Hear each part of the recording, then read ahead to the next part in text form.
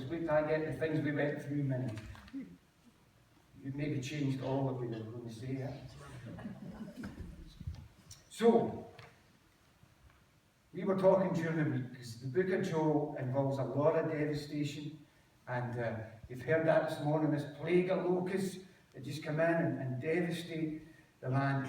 And you knew a season in your life, Minnie, that was pretty devastating, you know, and to understand why that text means so much to you, maybe you could just tell the folks a little bit about some of your early life story.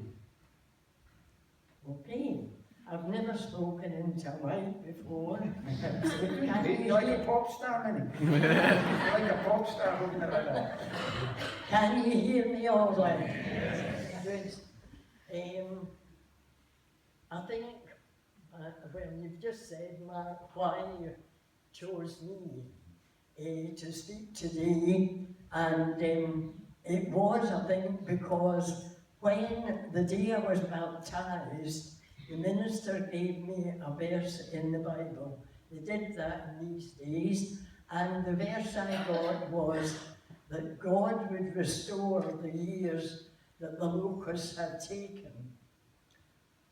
And I'll be honest, I thought, how could that possibly happen? I just couldn't see it, but I accepted it. Can I just go back a wee bit and tell you just a little of it? My husband, we married in 1950, and we were very, very happy. We loved each other. I still do love him. And life was great at first. How it happened, you know, I don't know any reason why a person becomes an alcoholic, but my husband became an alcoholic. He used to say to me, the only differences between my past life and my life now was that he had married me, and that was a great thought that it was me that was to blame. But anyway, life went on, and living with an alcoholic, you just go downhill. And he tried for years. He drank for 28, 29 years, I'm not sure which. And life was it was awful. And he was a lovely man, sober, but a horror drunk. I was afraid of him. I cleared out whenever I saw him coming up the road drunk. I ran away. I lived wherever I could. I've lived in some members of the church here in their houses. I've lived, when I had money to go to the Salvation Army, I lived there, 4 shillings a night. I hated it, but it was shelter. And I hated Johnny, my husband, when he was drunk. And I prayed to God that he would let me hate him in the morning. Because if I hated him in the morning, I wouldn't return to the house. But unfortunately, a voice said to me, get back there and help him. And that I did over the years. I tried doctors, psychiatrists, clinics, Alcoholics Anonymous. He tried all of these. He could stop drinking, but he couldn't remain stopped. And so life went on in the same way.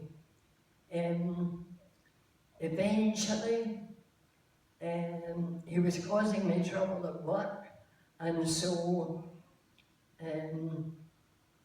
he was phoning me and made 130 phone calls to me one forenoon, so at work, and so it was reported, and they spoke to me about it. So I went up to the house and didn't know if anything would happen to me as I did this, but I did it. I cut through the wires of the telephone outside the house so that he couldn't contact me again. And but it meant that I had no contact with him. I was staying out of the house for that week. I was miserable. And during this time, I'd been staying with somebody who came to the church here, Lorna and Colin MacLeod, and I was staying with them. They had offered me to go to their home instead of going places and sitting on the stair overnight. And so I was staying with them, and I was driving their car. If I was there on a Sunday, I drove her to church, and so I came in here too and heard the service, was impressed with it, but my brain was so mixed up and confused. By the time I went out, it had gone out of my head, and I was back to the same old person again. Anyway, after this week where I had cut off the phone and I was worried, and I came and saw the minister on the Thursday night, told them, how worried I was and how miserable I felt, and he gave me hope. He said my husband needed little handles of hope, and I pictured them onto a tall boy on the handles, holding on and climbing up gradually, and I came out of there. I don't remember what else he said to me. He must have said much more, but I came out absolutely lifted up, felt a different person, had hope, and it was great, and the worry seemed to be taken away from me. Anyway, that was on Thursday night. On Sunday, I was bringing Lorna to church, and I drove round here. It was her car I was driving, and drove round here and parked outside there, and suddenly looked in the mirror, and who was behind me but my husband in our car. And he had never seen the church before. He'd never been up the street even, and but he was out looking for me, and he told me afterwards he was only looking for me for money to get more drink. Anyway, I'd never told him about the church because I was afraid he would come drunk and it would have been absolutely awful. So I said to Lorna, you go into the church and I'll deal with him. And got out of the car, and I don't know why, or again a voice was saying to me, ask him into the church, which I did.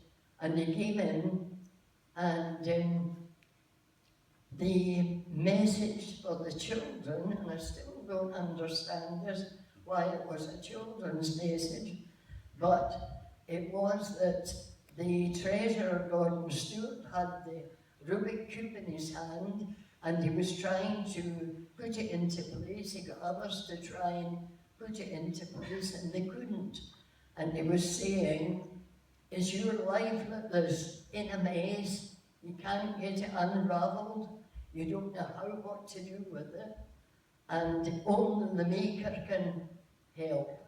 Only the Maker. And I thought, gosh, that can't be any clearer to my husband, surely, than that. Anyway, cut a long story short, we came out. Johnny spoke to the minister, and who was Peter Sampson, and he said if he can come back, if he can stay sober today, come back at 9 o'clock, which we did.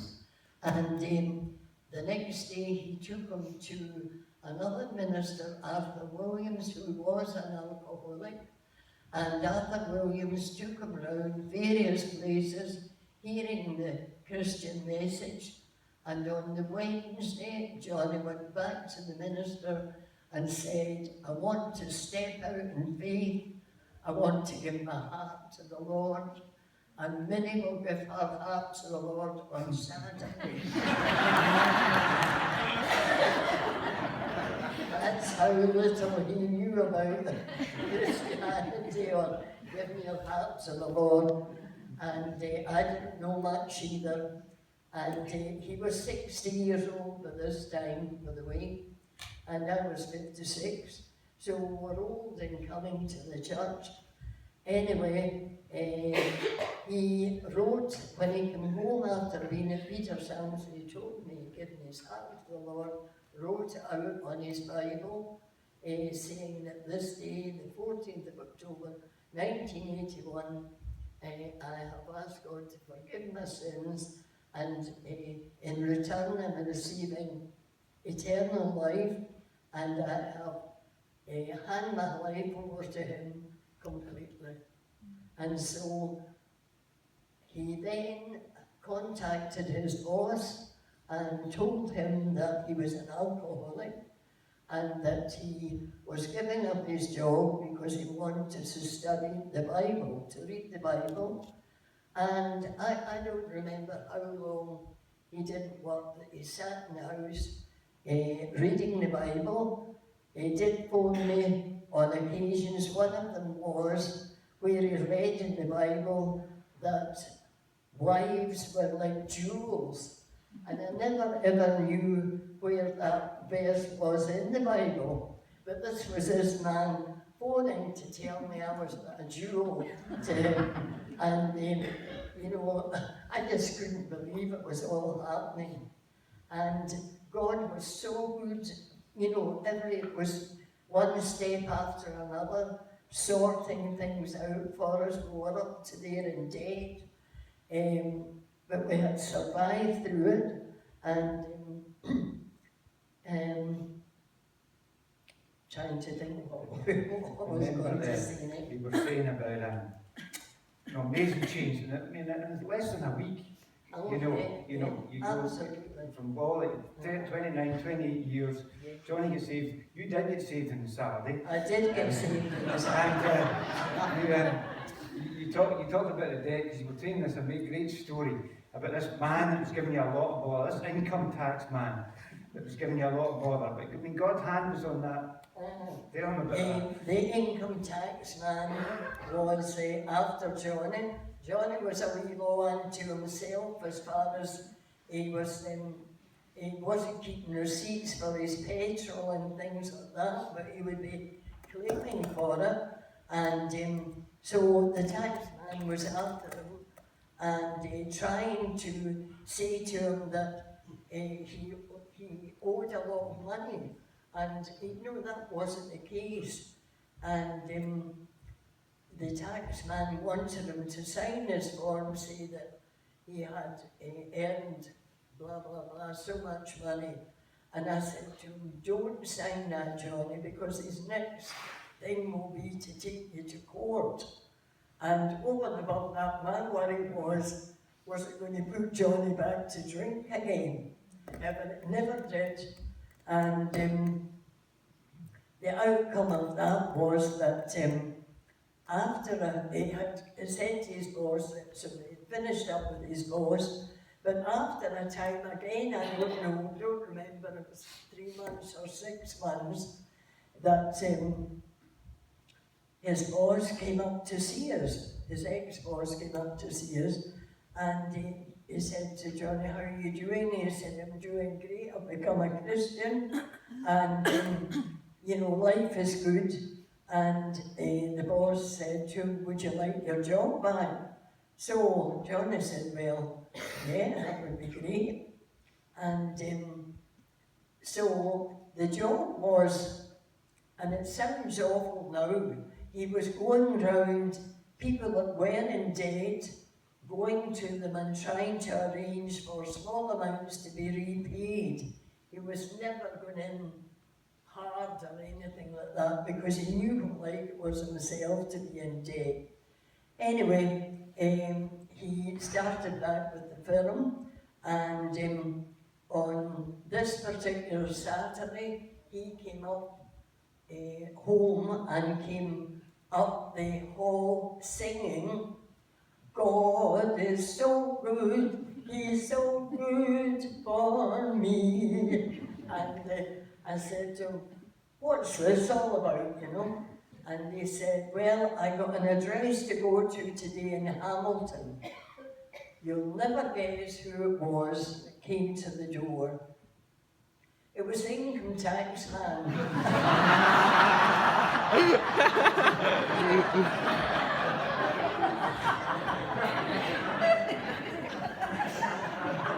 So,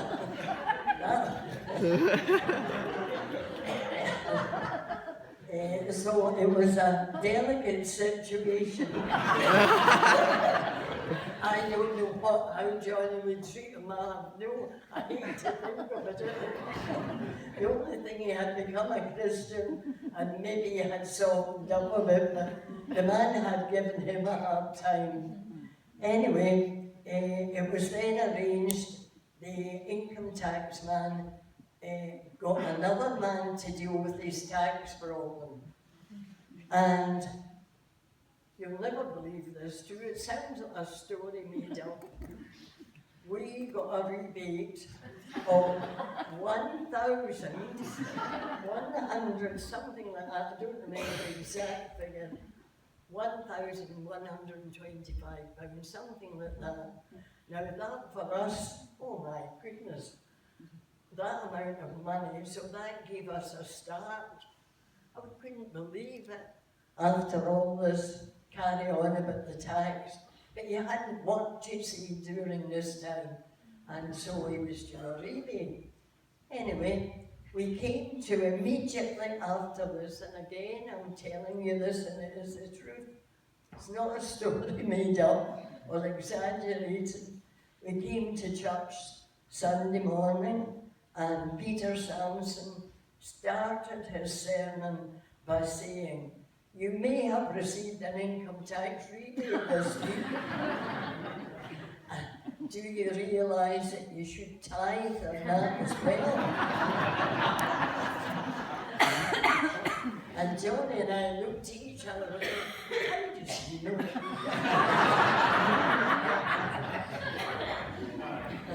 Afterwards, Peter Sampson said, I did see you looking at each other. Anyway, that afternoon we went down to Peter Sampson, took our tithe money, a tenth of what we had got, and gave it to him because we didn't know in the church we were, just learning. We didn't know who we would give the money to. So he gave it to a missionary, and that was lovely. I'm just telling you these things to show you how God provided for us. As we went along, just one thing after another, absolutely wonderful. And he was a changed man, completely changed. And so I was changed too, because I had sinned too. I cursed and swore at him, and frustration. And lots of things I felt. I still feel I could have done better even in these days, but anyway, that's past, and I can only go forward. I've loved my life here in East Mains Church. I've loved it.